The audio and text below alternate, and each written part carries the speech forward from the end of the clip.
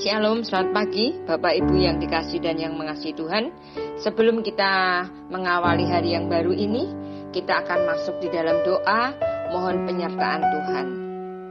Bapak yang baik, kami sungguh bersyukur kalau pagi hari ini kami masih boleh bangun dalam keadaan segar bugar. Dan kami boleh mengawali hari yang baru ini berlandaskan akan firman Tuhan. Biar Tuhan akan menuntun, menyertai kami di dalam mencerna akan firman-Mu pagi hari ini, supaya kami boleh dimampukan mengerti. Terlebih, biarlah firman ini boleh meneguhkan iman kami untuk kami landaskan di dalam kehidupan kami sepanjang hari ini. Terima kasih Bapa. Di dalam nama Tuhan Yesus kami memohon. Amin. Bapak Ibu yang dikasihi dan yang mengasihi Tuhan, pagi hari ini saya akan ambil tema yaitu dengan tema Allah yang tidak ada duanya. Yang saya ambil dari kitab Ulangan pasal 4 ayat 30 sampai dengan 40. Saya akan bacakan di ayat 30 ya. Yang lainnya Bapak Ibu bisa baca sendiri. Apabila engkau dalam keadaan terdesak dan segala hal ini menimpa engkau di kemudian hari, maka engkau akan kembali kepada Tuhan. Bapak Ibu, masalah, kesukaran, penderitaan, dan hal-hal buruk yang terjadi di dalam kehidupan kita, Tuhan itu mengetahuinya. Lalu kita akan timbul pertanyaan, kalau Tuhan itu sudah tahu mengetahuinya, mengapa Dia membiarkan hal ini terjadi? Ketahuilah Bapak Ibu, Tuhan punya rencana di balik masalah yang kita alami. Jika setiap masalah Tuhan singkirkan, maka iman kita tidak akan pernah bertumbuh. Jika setiap permasalahan Tuhan singkirkan, kita tidak dapat belajar berharap dan bergantung sepenuhnya kepada Tuhan. Oleh karenanya, Tuhan mengajar kita untuk berharap dan bersandar kepadanya, serta mendekatkan kita kepadanya. Di mana salah satu cara yang Tuhan pakai adalah melalui masalah atau kesukaran yang kita alami. Saat keadaan kita baik-baik saja, tanpa masalah, kita ini sering merasa tidak membutuhkan Tuhan. Dan kita lupa.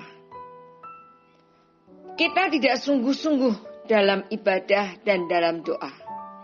Perkara-perkara rohani kita juga remehkan.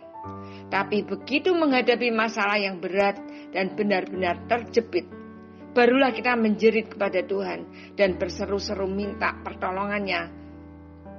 Apabila engkau dalam keadaan terdesak dan segala hal ini menimpa engkau di kemudian hari, maka engkau akan kembali kepada Tuhan. Ini yang ada di dalam ayat 30 tadi. Bapak Ibu yang dikasihi dan yang mengasihi Tuhan, Alkitab ini sering memakai konsep yang dikenali umat, yaitu oleh dunia kuno ya, bahwa percaya kepada banyak Allah. Zaman dulu itu banyak Allah. Tidak heran jika dalam nas ini Musa membandingkan Allah kita ini dengan Allah-Allah lain. Berbeda dengan Allah-Allah lain, Tuhan Allah Israel adalah Allah kita yang setia dengan perjanjiannya, dan karena itu Ia menyertai umatnya kembali jika mereka telah bertobat. Ibu bapak yang dikasihi dan yang mengasihi Tuhan, Musa juga menekankan keunikan Tuhan Allah dengan menunjukkan bahwa hanya Allah yang pernah berbicara dari tengah api. Allah kita itu luar biasa. Ini ada di dalam ayat 33. Ibu bapak yang dikasihi dan yang mengasihi Tuhan, Allah yang dipercayai dalam dunia kuno tadi digambarkan sebagai Allah yang mudah marah, tanpa alasan, yang dapat dimanipulasi, bertindak hanya untuk kepentingannya sendiri, dan tidak setia menyertai penyembahnya. Oleh karena itu, di sini Musa menekankan betapa uniknya Tuhan Allah kita, yang selain setia pada perjanjian dengan umat yang dipilihnya, Ia juga telah banyak melakukan mukjizat dalam menyelamatkan umatnya.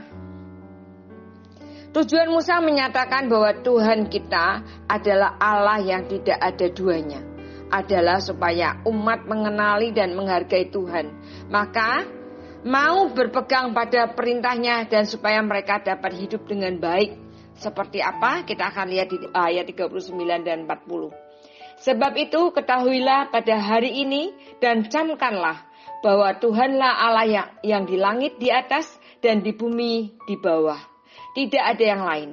Berpeganglah pada ketetapan dan perintahnya yang kusampaikan kepadamu pada hari ini, supaya baik keadaanmu dan keadaan anak-anakmu yang kemudian, dan supaya lanjut umurmu di tanah yang diberikan Tuhan Allahmu kepadamu untuk selamanya. Bapak Ibu yang dikasihi Tuhan, kita tentu saja tahu bahwa hanya ada satu Allah, dan karenanya kita tidak perlu membandingkan Allah kita ini dengan Allah-Allah lain. Tetapi apa yang Musa tekankan perlu kita perhatikan. Ia adalah Allah yang setia dengan pilihan dan perjanjiannya, yang akan kembali mengampuni dan menyertai kita jika kita bertobat dari kesalahan kita. Dan ia juga adalah Allah kita yang dengan mujizat pemeliharaannya terus melindungi, menyertai, dan menuntun kita. Perlu kita sadari betapa beruntungnya kita memiliki Allah yang seperti itu. Mari Bapak Ibu kita lebih berkomitmen untuk setia melakukan kehendak-Nya. Sebab Tuhan kita tuh tahu dan akan menyertai kondisi kita dalam keadaan apapun. Dia tidak pernah meninggalkan kita, dan dia tetap setia dan menanti kita untuk bertobat dan kembali kepada jalannya. Nah Bapak Ibu, pagi hari ini Tuhan mengingatkan kita bahwa Dia adalah Allah yang tidak ada duanya. Dan jangan pernah kita takut menghadapi hidup ini. Melangkahlah bersama Dia. Amin. Mari kita masuk dalam doa. Bapa yang baik, kami sungguh bersyukur kami mempunyai Allah yang tidak ada duanya. Engkau adalah Allah kami yang maha besar, Allah yang maha pengampun, Allah yang setia, Allah yang tahu keadaan kami apapun yang kami butuhkan. Dan kami percaya Tuhan memberikan segalanya yang terbaik buat hidup kami.